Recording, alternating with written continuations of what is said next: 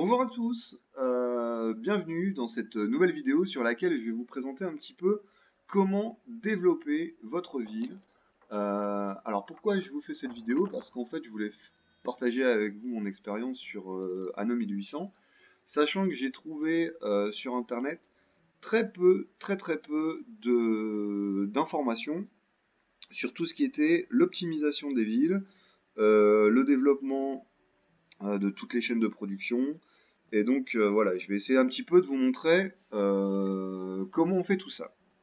Alors dans un premier temps, on va parler d'abord de tout ce qui est les corporations, les hôtels de ville et les capitaineries.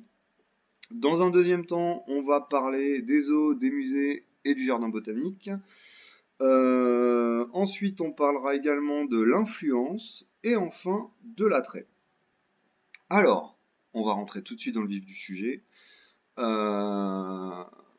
Voilà à quoi ressemble ma ville à l'heure actuelle. Donc vous voyez, j'ai essayé de faire quand même quelque chose de propre, d'esthétique. Donc ça, on l'a vu tout à l'heure dans la première vidéo, où comment on fait pour arriver à créer une ville, on va dire, qui soit jolie et sur laquelle on n'a pas de questions à se poser sur le développement de sa ville. Donc pour reprendre un petit peu les points essentiels, c'était on fait une première ville, on la développe jusqu'aux investisseurs pour débloquer tous les bâtiments de manière à après, dans la suite, réussir à poser tous les bâtiments qu'on veut sans avoir à se poser la question de la taille qu'ils vont prendre, l'espace, etc. Et ensuite, on crée sa ville et on la développe au fur et à mesure, quartier par quartier, avec les différentes chaînes de production nécessaires. Alors, au niveau du développement, au niveau de la ville, on a ce qu'on appelle tout au début, alors là c'est vite, c'est ce qu'on appelle la corporation. Alors la corporation, on va commencer sur ma ville de production. Alors des corporations, j'en ai plusieurs. Alors la corporation, elle vous permet d'optimiser vraiment vos productions. Elle vous permet aussi de créer une fertilité que vous n'avez pas sur l'île. Elle vous permet de fournir de l'électricité à des bâtiments dont vous avez besoin. Et donc pour ça, il faut remplir votre corporation. Pour chaque corporation, vous avez 3 petits espaces ici, dans lesquels vous pouvez mettre des objets. Alors en début de partie, il ne faut pas vous attendre à mettre des objets légendaires. Vous aurez au maximum des épiques et la plupart du temps, ce sera des rares et des inhabituels. Et au fur et à mesure de votre développement, vous pourrez les améliorer. Alors, par exemple ici, vous voyez, sur mon île, j'ai pas la possibilité j'ai pas la fertilité poivron. Donc, c'est pas grave. J'ai posé une corporation, j'ai installé une fertilité poivron et j'ai mis mes usines de poivron juste ici. Une usine de poivron que j'ai développée, alors lui, je l'ai eu après. Parce qu'au début, j'avais un autre personnage.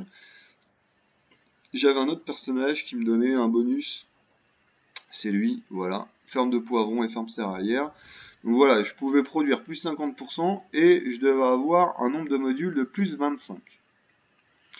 Donc ça veut dire que je devais avoir 25% d'espace en plus de production pour pouvoir avoir, vous voyez, je suis à 145, donc là c'est normal, parce que lui,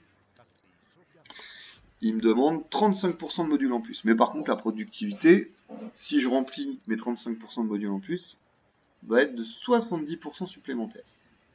Et une main d'œuvre requise de moins 80%. Donc lui, on va dire, c'est jackpot. Hein. Quand on l'a au niveau des fermes, c'est vraiment un truc génial, parce que bon, en gros, ça veut dire que mes industries vont tourner avec quasiment pas de main d'œuvre.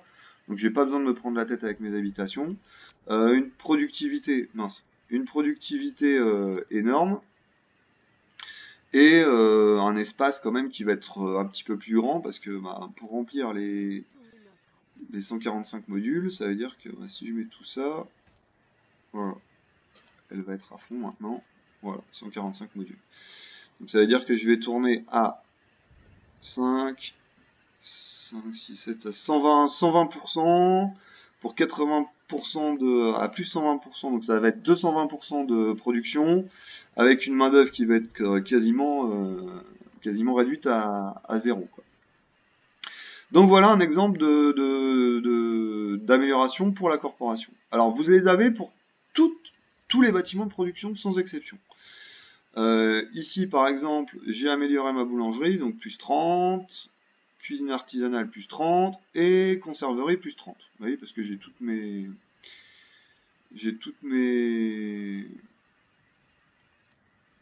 Voilà, la boulangerie elle est là, la conserverie elles sont là, et les cuisines artisanales elles sont dessus. J'en touche même pas une. Bon, c'est pas grave. Limite, je devrais remettre une corporation ici pour améliorer la productivité de mon usine. Alors, un truc qui est important à savoir, quand vous lancez, quand vous améliorez une production, quand vous améliorez un bâtiment de production avec un boost comme ça de la corporation, donc, par exemple, on va prendre ici, on va prendre la boulangerie par exemple. Alors la boulangerie, alors tous mes bâtiments ici ils sont game over parce qu'en fait mes stockages de sortie sont assurés parce que j'ai pas redéveloppé ma ville, donc j'ai pas eu besoin, on va dire, de conserver tous les bâtiments de production.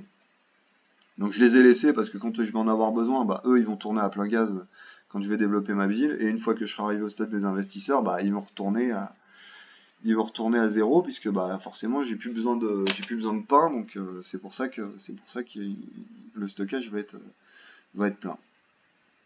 Donc ce qu'il faut savoir quand vous améliorez, par exemple ici, je vais prendre ma boulangerie. Donc ma boulangerie, elle tourne à 130% avec le pain. Donc ici elle est pleine, elle tourne à 0, mais bon, c'est pas grave. Quand vous allez aller sur vos statistiques ici, vous allez voir, du pain, j'en produis 21 tonnes. Enfin, je peux aller jusqu'à 21, j'en produis 8 ou 9, etc. Ça, c'est pas un problème, c'est ce que je vous disais, mes stockages sont pleins parce que comme j'ai développé à fond ma ville de l'autre côté, j'ai plus besoin de pain pour l'instant, jusqu'au moment où je redévelopperai un autre quartier. Et du coup, quand je serai au stade des artisans et des investisseurs, là, je vais en avoir besoin. Donc c'est là où ils vont tourner à plein gaz. Et après, quand je serai passé aux investisseurs, comme ils ont juste besoin de café, d'ampoules et de lunettes, le pain, forcément, comme il n'y en a plus besoin, ce sera pas une denrée qui sera nécessaire pour moi. Donc là, vous voyez, j'en produis 21. J'en produis 21, et un autre truc que je dois vous montrer aussi. J'en produis 21, donc je vais avoir besoin de 21 farines, et ces 21 farines vont avoir besoin de 20 blés. Si je la retire, donc c'est elle, boulangerie plus 30,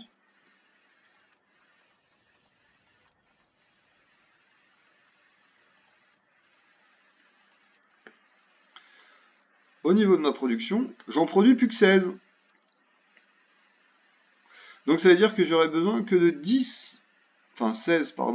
16 farines, et j'aurais plus besoin d'autant de blé. Alors là, le blé, il me le calcule par rapport à ce que moi je produis, hein.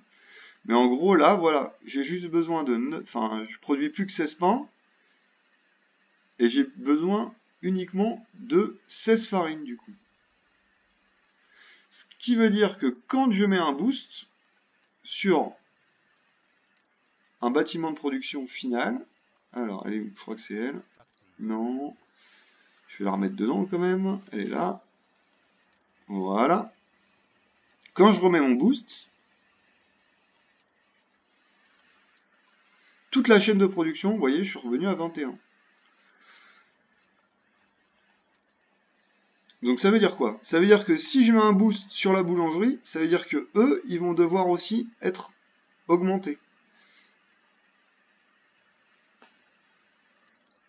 Si je multiplie par 2 ici, si je booste par 2 mes boulangeries, et toute la chaîne de production ici, elle devrait être aussi doublée. Par contre, si je booste ici mon moulin, je le multiplie par 2, il n'y a que le blé que la ferme céréalière qui va devoir multiplier par 2. La production de boulangerie ne bougera pas. Donc après, à vous de voir qu'est-ce que vous voulez améliorer. Sachant que plus vous allez sur une fin de chaîne, alors le pire c'est sur les investisseurs, hein, forcément. Par exemple, si je prends la chaîne de production la plus grande, si ici par exemple je multiplie par 2, on va dire j'ai 2 usines, je les booste par 2, c'est-à-dire que tout ça ici, je vais devoir tout multiplier par 2 pour répondre aux besoins de mon usine d'automatisation, d'automobile à vapeur, boostée. En gros, c'est comme si j'en avais 4. Donc ça veut dire que toute la chaîne, plus on va loin dans la chaîne de production, plus on va devoir booster tout le reste de la chaîne de production. Si par exemple j'avais mis ici un boost sur mes fourneaux, et ben toute cette zone là, ici, là, tout ça, là, le bois, le machin, ça sera pas. Il n'y aura pas besoin de le doubler, mais par contre ici, mon fer et ma mine de charbon, je vais devoir augmenter la production pour pouvoir alimenter mon fourneau qui va être boosté. Voilà. Donc j'espère que vous avez bien compris un petit peu le système du boost de la corporation. Donc ça, c'est pour la corpo. Comment remplir la corporation? Alors, vous avez plusieurs types d'améliorations. Vous pouvez trouver les personnages. Alors ça peut être des livres aussi, mais c'est plus rare. Il y a quelques livres qui font des boosts. Sachant que pour moi, les meilleurs boosts, je vais vous les donner tout de suite. Donc c'est eux ici. Alors c'est ces femmes-là. Il y a la décorateur de gâteaux, pour la boulangerie, pour la cuisine artisanale, pour la conserverie, hein, parce que ça on est vraiment sur des fins de zone. Ici j'en avais mis une aussi, ouais, mais là je pense que c'était uniquement pour les distilleries. Bon, ça c'est pour le bonheur, donc c'est pas forcément très important. Il y a ici pour les fermes céréalières, donc vous avez lui qui vous donne une productivité à plus 40. Lui on le trouve assez facilement aussi, je vais vous montrer où on le trouve pour la ferme céréalière, et pareil pour la ferme céréalière aussi. Un bouilleur de cru. Vous avez aussi des corporations pour les pêcheries. Enfin, il y a vraiment pour tous les bâtiments, hein, ça c'est pas loin. Ici, pour l'élevage, donc là j'ai diminué pour, vous voyez, pour la main d'œuvre. Alors en fait, il y a ou pour la où ça va augmenter la productivité, ou ça va diminuer votre main d'œuvre, voire les deux. Alors les deux, c'est surtout pour les légendaires, c'est-à-dire qu'ils vont booster à la fois votre productivité et diminuer votre main d'œuvre. Bah, elle aussi, par exemple. Vous voyez, ici, elle est où? Elle est là, c'était elle. Vous voyez, affecte mon élevage, plus 30, et main d'œuvre requise, moins 60. Ensuite, au niveau de la corporation, ça peut aussi avoir un effet, c'est-à-dire que vous pouvez avoir une matière première qui va être remplacée par une autre. Je vous donne un exemple. Alors, je ne sais pas si je peux vous donner un exemple concret là tout de suite parce que j'ai pas trop utilisé ce genre de boost. Mais par exemple, je sais qu'il y en a un pour les planches. Je sais plus qu'est-ce qu'utilisent les planches. Je sais plus. Ah si, je vais vous en donner un. Je viens de m'en rappeler d'un. Au niveau de la fabrique de conserve ici. Ça utilise du fer. Ah non, c'était pas lui. En gros, vous pouvez aussi modifier la matière première. C'est-à-dire que par exemple, c'est surtout sur les grosses chaînes de production, on va prendre par exemple les lunettes. On va dire que, j'ai pas encore trouvé, hein, mais c'est pour vous donner un exemple. C'est-à-dire qu'au lieu d'avoir besoin du laiton, vous allez avoir besoin par exemple que de zinc ou que de cuivre. L'un ou l'autre. C'est-à-dire que cette production-là, vous pouvez la supprimer. Il y en a pour le blé. Alors, j'ai mes fabrications de blé ici. Où en fait, je sais qu'il y a un boost qui existe. Alors, je sais pas si je l'ai, mais bon, je l'ai pas mis en place. Mais bon, en gros, c'est pour vous donner vraiment un exemple. Le pain, c'est chez les ouvriers. Ouais, il est là. Où en fait, vos boulangeries vont utiliser directement la céréale. Vous n'avez plus besoin de moulin. Donc, ce qui vous économise, autant de main d'œuvre de fermiers, par exemple, pour faire tourner les moulins. si vous avez besoin de 10 moulins et vous mettez un boost pour les boulangeries de ce boost-là en particulier, c'est-à-dire que vous pouvez passer directement des céréales au pain sans avoir besoin de passer par le moulin. Donc voilà, la corporation peut aussi changer la matière première utilisée pour un bâtiment de production final. Et le dernier boost que vous pouvez avoir, c'est que ça va remplacer une main-d'œuvre par une autre. C'est-à-dire que pour tel type de bâtiment, je sais pas, par exemple, je vais prendre l'élevage de porc parce que je suis dessus. Alors, je sais pas si c'est une bonne, je sais pas si c'est une bonne idée.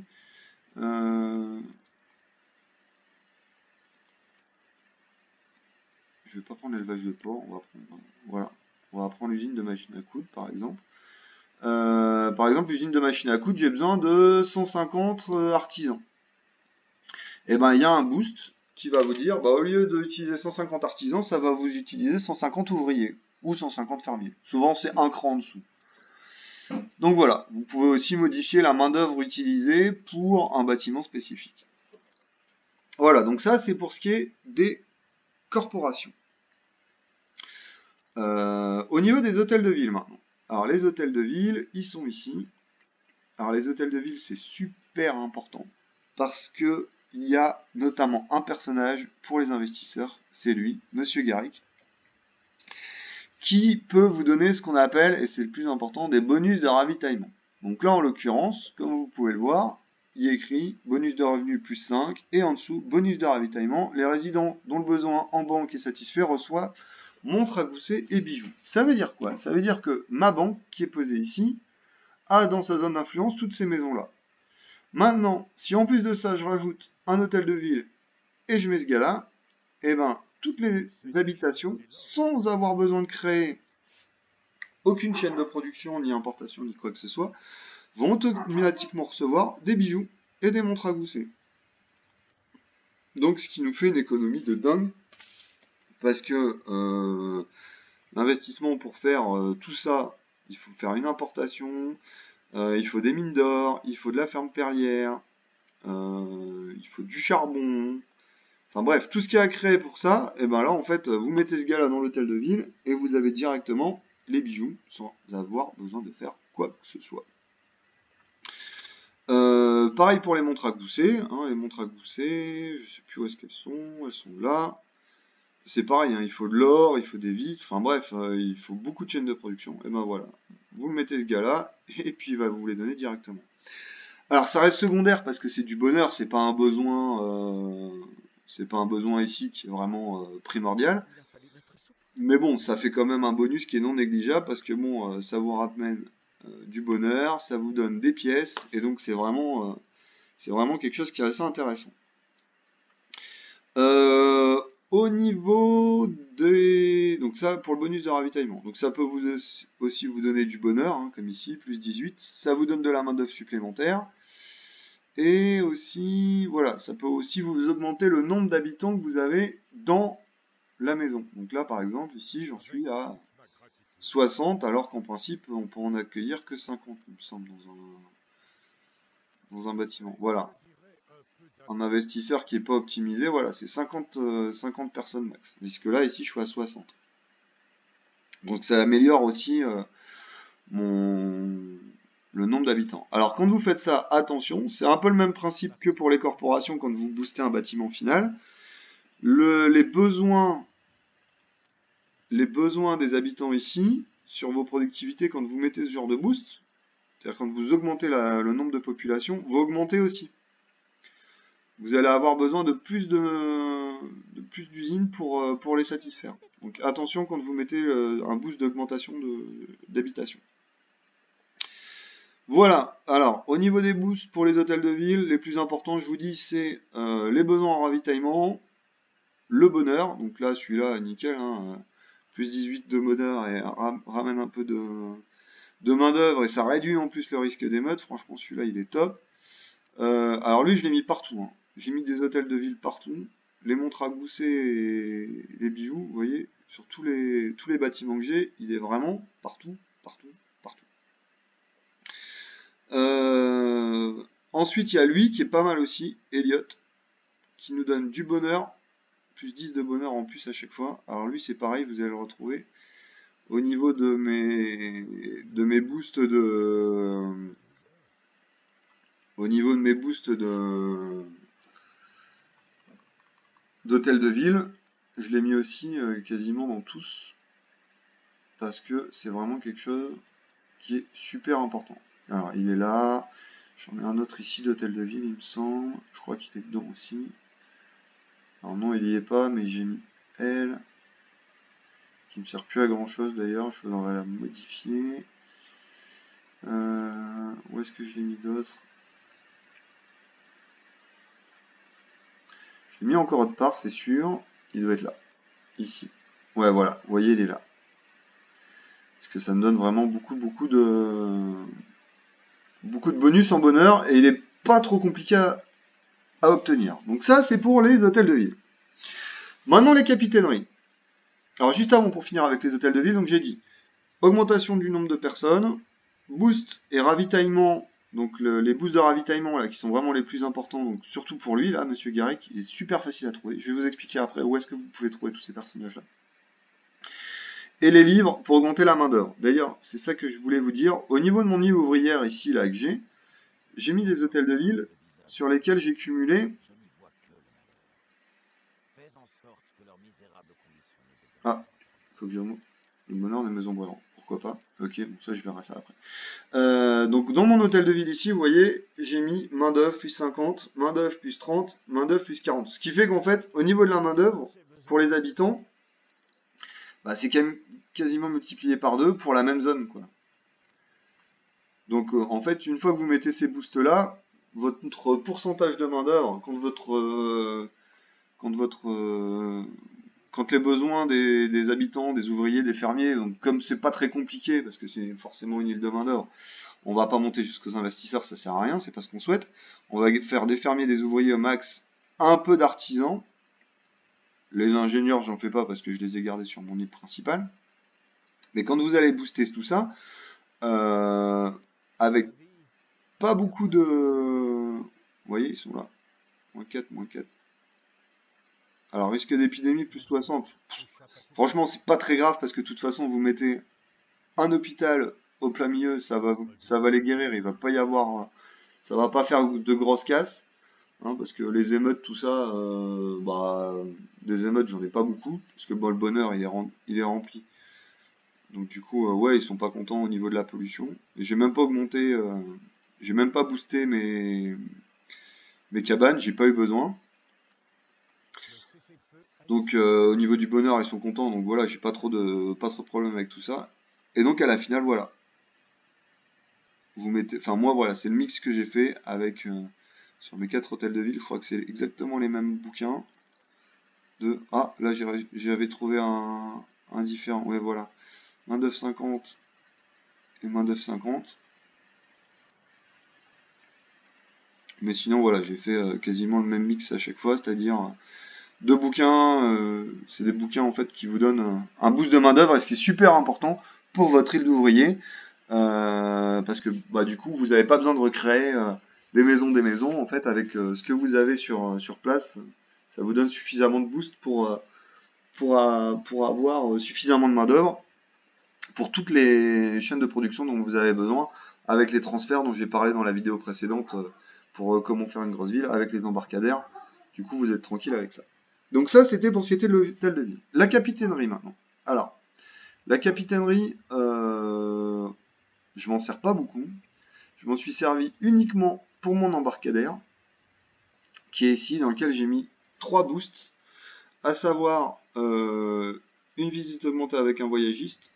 Il y a lui, j'ai Afan le croisiériste, qui m'augmente aussi les visites de 10%. Et elle, je l'ai eu au cours du temps. Avec l'amarrage public. Alors pourquoi je ne fais que l'amarrage public? Parce qu'en fait, l'amarrage public va vous donner quasiment... Alors, même si j'avais pas elle à la base, hein, j'avais qui à la base au niveau des objets? C'était lui, je crois que j'avais... Non. J'avais laquelle? Je l'ai retiré. Je l'ai retiré. Bon, c'est pas grave. En fait, j'avais vraiment mis que des personnes qui m'augmentaient les visites de, de mon embarcadère, enfin de mon amarrage public, pardon. Pourquoi j'ai fait ça? Parce qu'en fait, après, au fur et à mesure du temps, donc je sais plus tous les combien de temps on a un bateau qui arrive, quasiment systématiquement, j'avais la petite icône qui s'affichait en me disant oh, vous avez un illustre personnage qui est venu, et quand vous cliquez, et ben c'était une fois que vous avez fait un mix comme ça avec une capitainerie, vous avez quasiment, enfin que des rares, épiques, et presque, franchement, il y avait un moment où j'ai joué, je sais pas, euh, j'avais eu 10 légendaires d'affilée en faisant un petit mix comme ça. Et donc avoir des personnages légendaires qui arrivent, ça vous permet après de les placer justement dans vos corporations, hôtels de ville ou capitaineries, selon ce que vous avez, ou aussi de les placer dans vos bateaux pour pouvoir faire vos expéditions et avoir des personnages qui vous donnent ou de la puissance navale, ou de la diplomatie, ou de la foi, tranquille, sans avoir à vous poser de questions. Voilà, après la capitainerie, ça permet aussi de booster tout ce qui est les tourelles, les grues, tout ça. Mais comme les combats, ça reste quelque chose de très light au niveau d'anneaux, c'est pas la partie que j'ai privilégiée, sachant que quand j'étais en guerre avec une des IA que j'ai détruite maintenant, j'avais fait tous mes bateaux, je lui ai envoyé et puis basta quoi, j'avais réglé le problème assez rapidement. Une grue, ça suffit à réparer vos bateaux, il n'y a pas spécialement besoin de boost, etc. Et quand vos canons y tirent, de toute façon, les canons qui sont faits par les ingénieurs ici, ils sont dans le port. Les canons ici, bon, alors la grosse Bertha, j'en parle même pas, mais ils sont où les canons? Ils sont ici, non, c'est encore ouvrier. Je crois que c'était moins loin. Bon bref, voilà, les tours à canon. Alors les tourelles d'artillerie, franchement, c'est pas terrible. Moi, j'avais mis que des tourelles à canon. Une fois qu'ils s'approchent et qu'ils se font déjà pilonner, l'IA elle est tellement mal foutue que de toute façon, il n'y a qu'un bateau qui va y aller. Elle va se mettre en face du canon. Elle va se faire dégommer. Donc franchement, il n'y a vraiment pas véritablement besoin de capitainerie à ce niveau-là. Alors il y a peut-être plus à développer au niveau de l'activité commerciale. Alors moi j'ai pas besoin de faire de commerce avec d'autres. Ce que un point qui peut être intéressant au niveau de la capitainerie, c'est que vous pouvez avoir des boosts par exemple quand il y a un bateau qui fait un transfert dans votre port et qui fait du commerce. C'est-à-dire que quand il y a une IA qui vient et qui va vendre ou acheter des objets en fonction de ce que vous avez réglé dans vos dépôts, vous pouvez avoir un bonus de tant de tonnes, tant d'unités, de canons ou de matières premières diverses avec des personnages que vous mettez dans votre capitainerie. Franchement, je m'en sers pas beaucoup. Pourquoi? Parce que bah, avoir des quantités de production comme ça qui viennent dans votre dépôt sans les produire, bah du coup vous maîtrisez pas la vente enfin vous maîtrisez pas la quantité de stock que vous avez dans votre dépôt. Donc bon ça peut être intéressant mais bon vraiment moi je reste assez distant de cette technique là parce que bah ça m'apporte pas grand chose quoi. Vraiment moi je l'utilise vraiment pour la capitainerie. Si j'avais un conseil à vous donner, faites-le uniquement pour ça. D'ailleurs, vous voyez, des capitaineries, j'en ai pas d'autres pour mes dépôts, donc ça montre bien que je m'en sers vraiment pas beaucoup. Alors, où est-ce qu'on va trouver tous ces personnages? Donc, je vous ai dit, au niveau de l'amarrage public, donc ça c'est vraiment ce qui est le plus important. Pour avoir des personnages légendaires, c'est vraiment là que vous allez en avoir la plupart du temps. Ensuite, pour remplir votre capitainerie, vous pouvez aussi la remplir via la prison. Alors, on va supprimer ça. Voilà. Vous pouvez en avoir via la prison ici. Alors moi, elle est là. Ici. Donc c'est là où vous pouvez avoir des personnages jusqu'à épique. Franchement, ici, vous allez trouver... Enfin, moi, tous les boosts que j'ai mis dans mes capitaineries, dans mes hôtels de ville, dans mes corporations. Tous les boosts, je les ai trouvés ici. Hein. Donc vous avez juste à regarder un petit peu quel type de personnage. Donc chacun a sa particularité. Après, vous allez commencer à les repérer. Parce que c'est relativement les mêmes qui arrivent. Donc là, vous voyez, ça c'est pour la main d'œuvre, j'avais eux. Elle, c'était... non, c'était pas elle. Après, il y a pour les mines aussi. Ça, c'est assez important. Voilà. Donc vous avez toutes les informations. Vous essayez défilé. Lui, je m'en sers assez souvent aussi. Pour les fermes, ça booste pas mal les fermes. Ça, c'est pour des plantations dans le Nouveau Monde. Enfin voilà, vous avez vraiment pour booster tout ce qui est corporation, hôtel de ville. Moi, j'ai tout trouvé dans la prison de ce gars-là. En fonction de ce dont j'avais besoin, bah, je regardais et puis je remplissais mes bateaux. Et après, je les ramenais à mon port. Je déchargeais ce que j'avais trouvé, je le ramenais, je refaisais le plein, etc. Donc là, moi, je déborde en quantité d'argent. Donc forcément, pour moi, c'est beaucoup plus facile maintenant. Mais on va dire, dès que j'avais 10 millions, je commençais déjà à aller envoyer un bateau là-bas. C'est pour ça que j'ai toujours un croiseur d'ailleurs qui est là devant, qui est prêt à attendre que je fasse mes recherches. Donc voilà, c'est là vraiment où 90% de ce que j'ai trouvé, c'était là-dedans. Ce qui reste, les 10% qui restent, je l'avais via mon amarrage public. Donc ici, quand j'avais des visites. Tout le reste, je l'ai trouvé là. Donc c'était des personnages légendaires. Au fur et à mesure que je les avais, bah, je les plaçais dans les corporations qui m'étaient utiles. Au niveau du Nouveau Monde aussi, il y a un truc qui est assez important. Il y en a un en l'occurrence qui arrive assez régulièrement dans les personnages. Donc toujours dans la prison, hein, je l'ai trouvé. C'est lui, c'est ce gars-là, qui nous donne énormément de boost. Hein. Vous voyez, plus 50% de productivité. Réduit la main d'œuvre, le coût d'entretien, le risque d'émeute. Donc en gros, ça veut dire que ils feront pas trop la gueule à bosser beaucoup. Lui, c'est vraiment, pour ma part, le plus important des personnages qu'on peut trouver. Et après, bah, par exemple, ici, vous voyez, j'ai mes productions de café. Bah, donc du coup, j'ai mis ce gars-là, arboriculteur. Alors, on peut en trouver aussi ici. On peut en trouver chez ce personnage-là.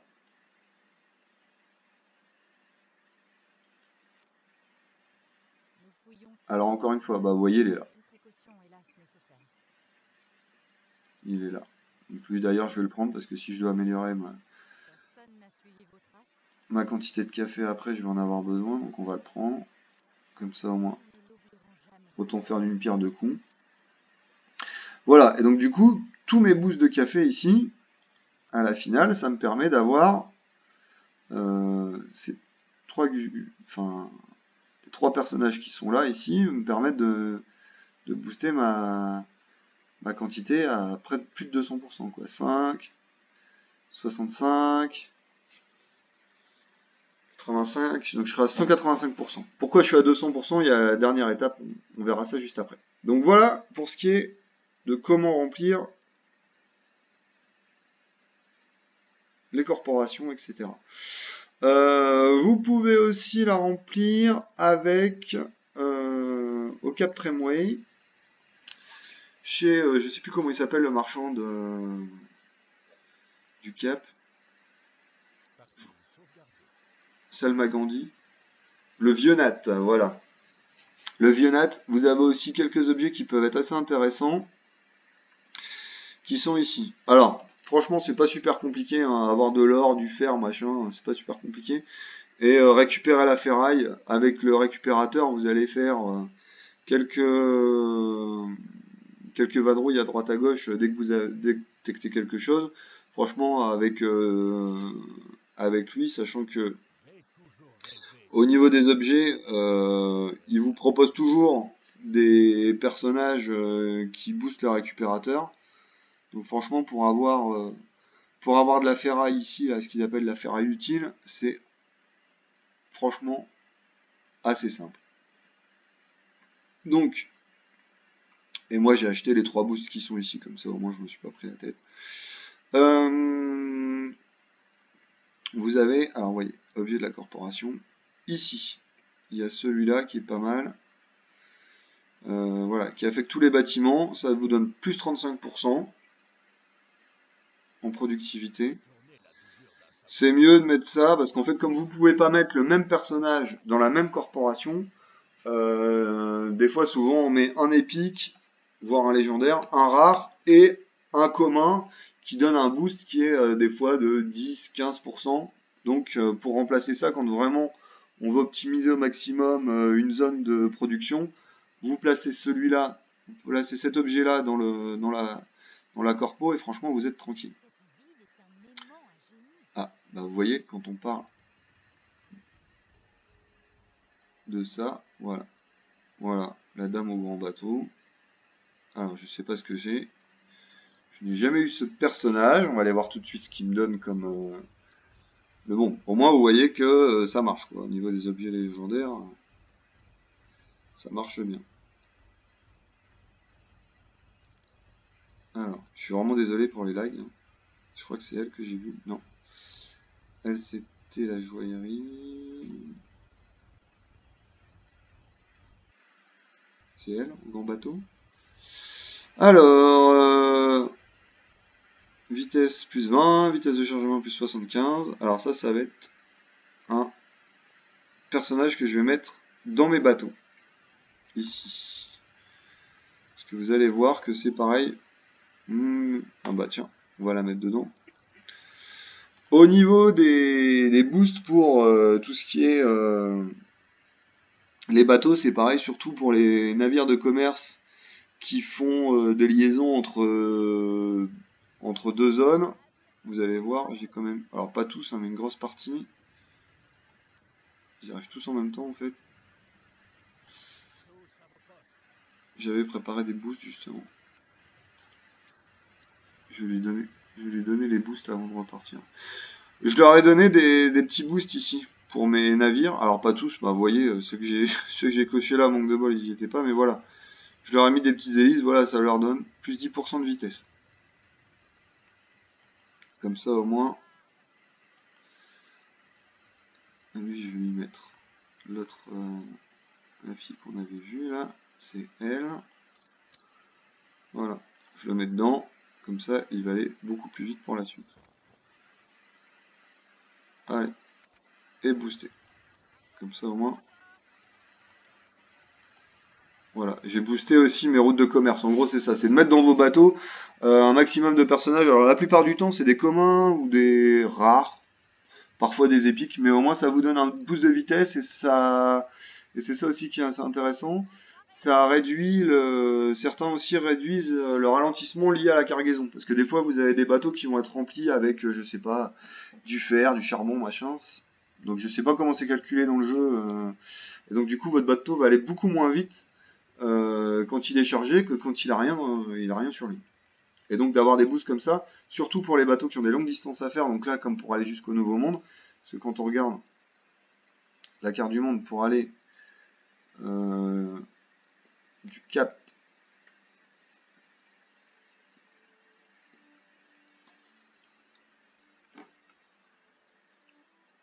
voilà, pour aller du Cap Trémoué ici, pour aller du Cap Trémoué jusqu'au Nouveau Monde, ça va me demander quand même pas mal de temps.